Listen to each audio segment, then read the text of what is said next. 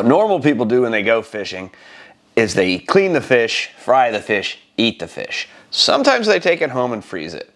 But there are those of us who say, what would happen if I salted the fish, smoked the fish, and left it hanging from my chandelier in the dining room for 8 months? And you can guess I'm not normal people. It's a trout caught in Arkansas, and I actually have treated this one in a very unusual way out of necessity, but I want to see how this fish tastes. Maybe today's the day I try this fish. This may seem surprising, but this doesn't actually look like something I want to eat. It's a little dusty, it's hard as a rock. In the spirit of food preservation, which is very much my core, I wanted to know, could I do this? Like, what if I really needed to save food? Is this a viable method? So first though, before I try this guy out, I'm going to tell you a little bit about how I caught this fish and the story about how it got from here to here.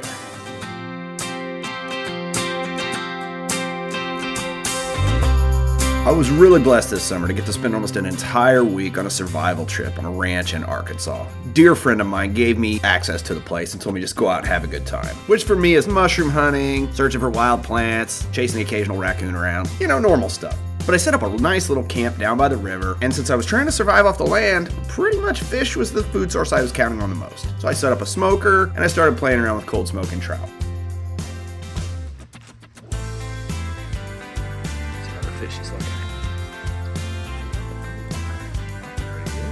I got a pile of firewood, man, I got it all here. Oh, this trip's just getting started.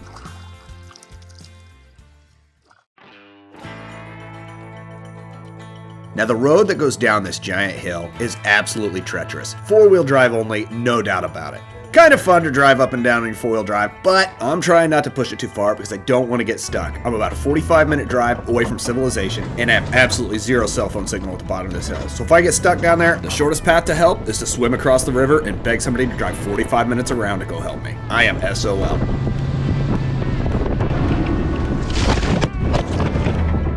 I'll save you! Now, camp is set with all the amenities a survivalist dreams of. Hatchet, knife, good fishing spot, and all the firewood you can handle. And I am using a little one-man pop-up tent just for convenience. Oh, and this rock stove that explodes. My rock broke. Well, these are exploding rocks.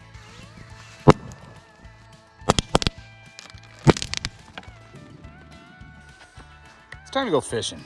Now, the fishing at the site was excellent. However, I did give myself one break on this trip, a day where I was going to go fishing with my buddy Brad. So I headed back up the hill and back towards civilization to meet him. We took his boat up to Wildcat Shoals and spent the day drifting. And we were really going out looking for some big fish, but I did have it in my mind I was going to bring back a limit of fish to throw in the smoker.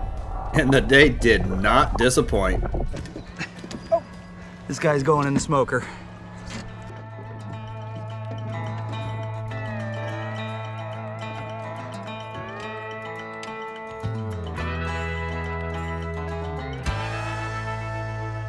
Well, I've got the fish for the smoker, but my heart starts tugging at me, and I change course a little bit, and I decide I'm gonna go home early and surprise the family. I'm gonna go back, pack up camp, and I'm driving back to Indiana tonight to go see Rach. So I'm gonna have some fish to take with her.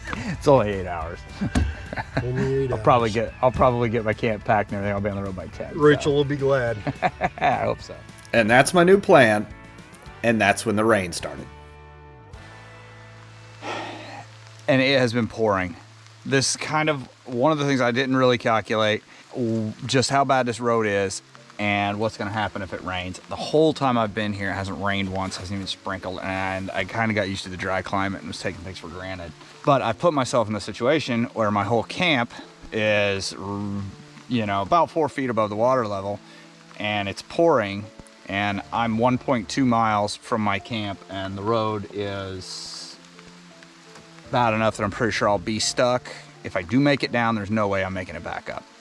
So I'm gonna hike down with what gear I have. Unfortunately, flip-flops are what I wore to camp with Brad today.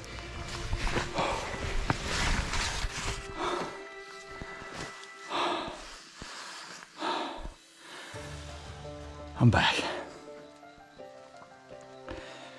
Yeah, I definitely made the right decision not trying to drive down there.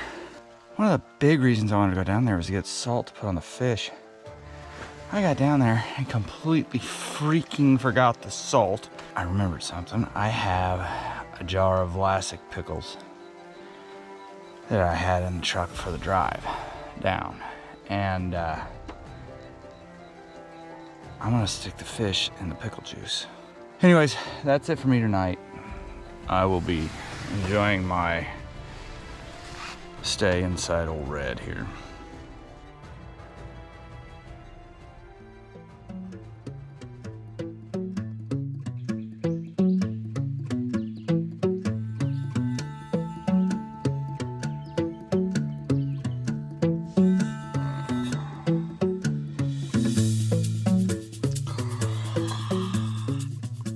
I stripped down buck naked. Fortunately, I had a dry sleeping bag in the truck, so I slept like a baby last night. Time to smoke some fish.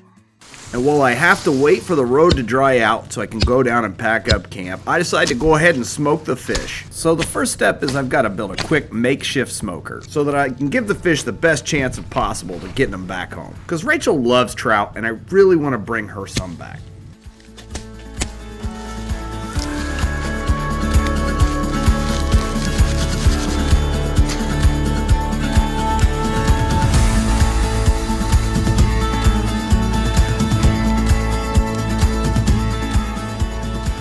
Again, I had a jar of pickles in the truck that I was snacking on the way down. And so, since I didn't have my salt, I dumped the trout into the pickle brine. I'm just gonna set it over here to keep it cool. That'll be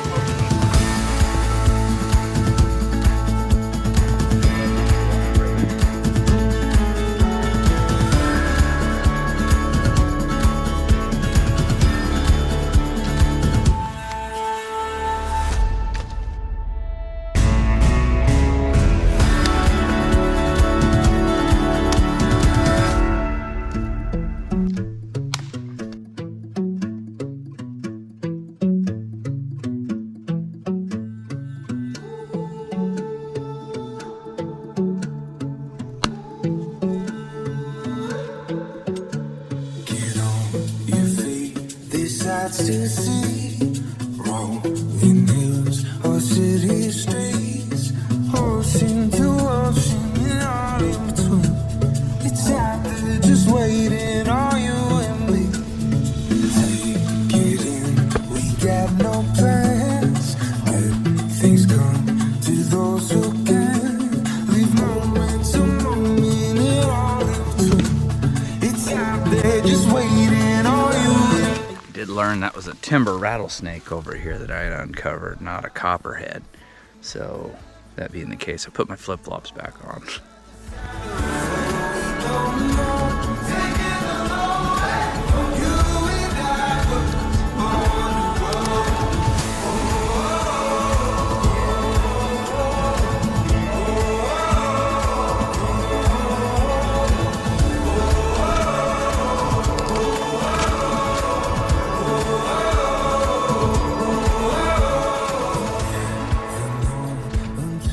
So finally, after the most of the day had been dry and breezy, I decided to go ahead and head down and try to get my camp packed up while I let the fish smoke.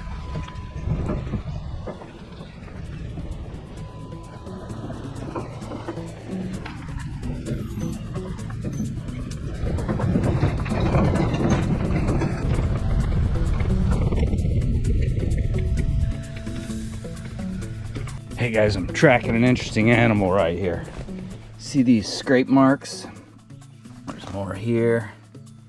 They're all over this hill. There's more here. Oh, and look, right here. Right here they are. These scrape marks tell the story of a guy trying to climb up this hill last night. I fell on my butt so many times, and like 3 times I slid back down like 6 feet. This mud is slick when it's wet. Well, I got all the gear packed. I made it back up the hill. Time to check the fish. Still got some nice smoke rolling out of there. I love how this wood burned. Man, it was slow. I mean, this was going really good still. Just nice and slow, long, slow. Definitely want to let them go a little longer, but they're off to a good start. And since I'm traveling home, I've got an 8-hour drive, or 7 or something like that. I'm gonna pack them into a bag here. Well, after coming back home, I smoked them for another, man, I guess I've had them going for probably another almost 30 hours here, so. Wow, we really trailed off there. Maybe I'm just trying to avoid eating this fish. Is this fish a delicious snack? So, what do you think? You want to try it?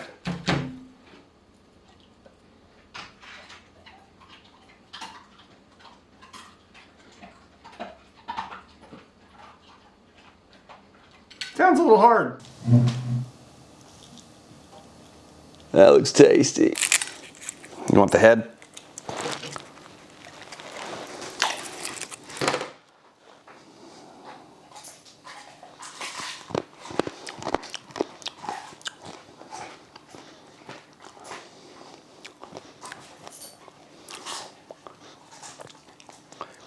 Tastes like pickles.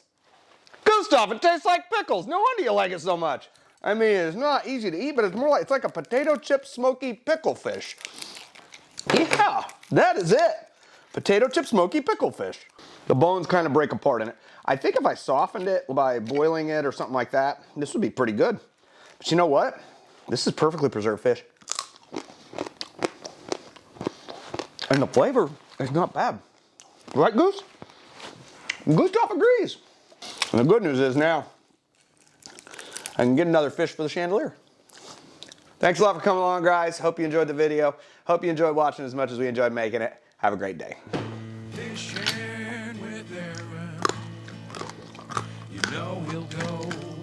It's a little like the turkey from National Lampoon's Christmas Vacation. A little dry. It's a little dry.